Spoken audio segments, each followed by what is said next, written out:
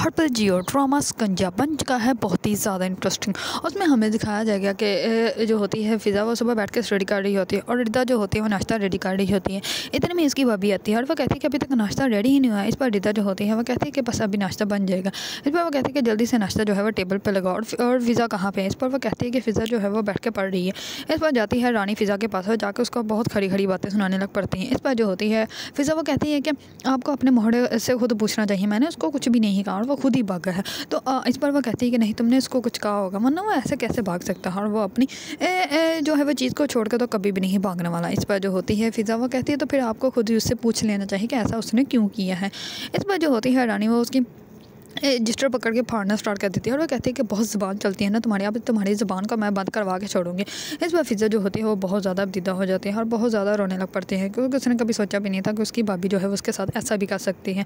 दूसरी तरफ जो होती है रानी जैसे ही नाश्ते के डिब्बे पे बैठती है तो वहाँ पे जाके वो फिर से उसकी साकिब की बहनों की बातें करना स्टार्ट हो जाती है और वो कहती है कि तुम्हारी बहनों की इतनी ज़्यादा टेंशन कि मुझे समझ ही नहीं आ रही मैं क्या करूँ, मेरा तो सांस रुकना स्टार्ट हो जाता है। मेरी मरहूमा सास जो है वो मुझे इतनी बड़ी जिम्मेदारी देकर चली गई हैं और मुझे अब समझ नहीं आता कि मैं इन लड़कियों को क्या करूँ। और अगर मैं इन लोगों को कुछ समझाने की बात करती हूँ तो ये आगे से मुझे क्वेश्चन करने स्टार्ट हो जाती हैं और मुझे ही बुरा भला कहती हैं, जबकि मैं तो इन लोगों को जो है वो अपनी बच्चों की तरह समझती हूँ। मेरे अपने बच्चे नहीं हैं तो क्या हुआ, मेरी नंदे तो मेरे बच्चों की तरह ही हैं। इस पर वो साकिब के सामने बहुत बड़ा ड्रामा करती है और साकिब जो होता है वो भी उसकी बातों में आ जाता है। वो जल्दी से जाता है उसके लिए जूस लेने और वो कहता है एकदम फ्रेश जूस पिए, उसके बाद हम लोग जो है वो डॉक्टर के पास चलेंगे।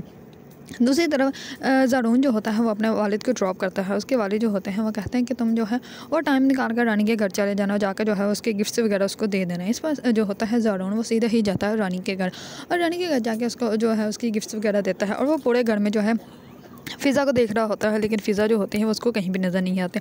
बार बार रिदा ही सब कुछ लेकर आ रही होती है और फ़िज़ा को जो है रानी कहती है कि तुम अगर ज़ारून के सामने आई तो तुम्हारा मैं बुरा हशर कर दूँगा, फिर तुम लोगों को घर से भी निकाल दूँगी।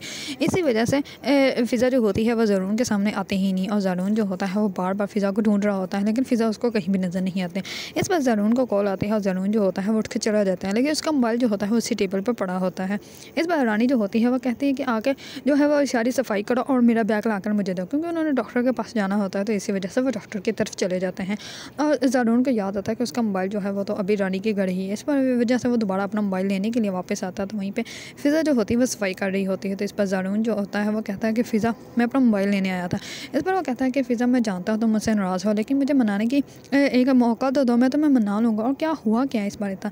इस पर फ़िज़ा जो होती है वो कहती है कि आप यहाँ से चले जाओ, अगर किसी ने देख लिया तो बहुत बड़ी क़यामत आएगी, क्योंकि आप तो रानी भाभी के भाई हैं, आपका तो कोई कुछ भी नहीं करेगा, लेकिन हम लोगों पे जो है वो सब लोग बातें करेंगे और फिर हम लोगों को इस घर से भी निकाल दिया जाएगा। इस पर रिदा जो होती है वो कहती है कि भाई आपको नहीं पता हम पे कितनी बड़ी क़यामत टूटी है।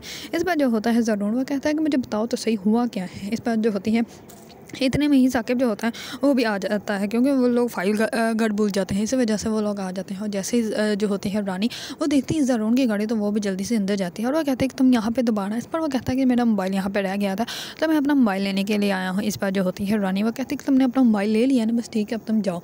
इस पर जो होता है ज़ारून वहाँ से चला जाता है और जो रानी होती है वो फ़िज़ा के ऊपर फिर से बातें करना स्टार्ट हो जाते हैं। इस पर फ़िज़ा जो होती है वो बोलना लग पड़ती है और वो कहती है साकिब है, आप कभी तो हमारी भी बातों का यकीन कर लें, हम भी आपकी बहनें हैं, आपको सिर्फ इसकी बातों का ही यकीन क्यों आता है। इस पर वो कहती है कि ठीक है, अगर आपको हम लोग इतने झूठे लग रहे हैं तो करो ज़ारून को कॉल, ज़ारून को कॉल करके पूछो कि वो क्यों आया था यहाँ पे, उसको बुलाओ, यहाँ पे सबके सामने सब कुछ क्लियर हो जाएगा।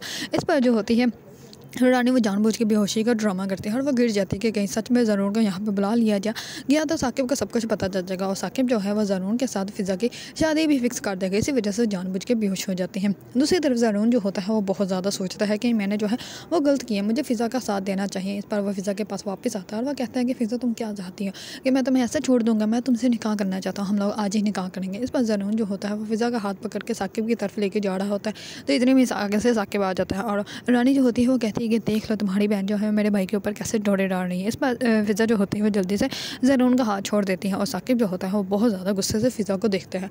अगर आप लोगों को ड्रामा शिकंजा पसंद है और इसके बारे में न्यू अपडेट जानना चाहते हैं तो मेरे चैनल को लाइक, कमेंट एंड सब्सक्राइब करना मत भूलिएगा।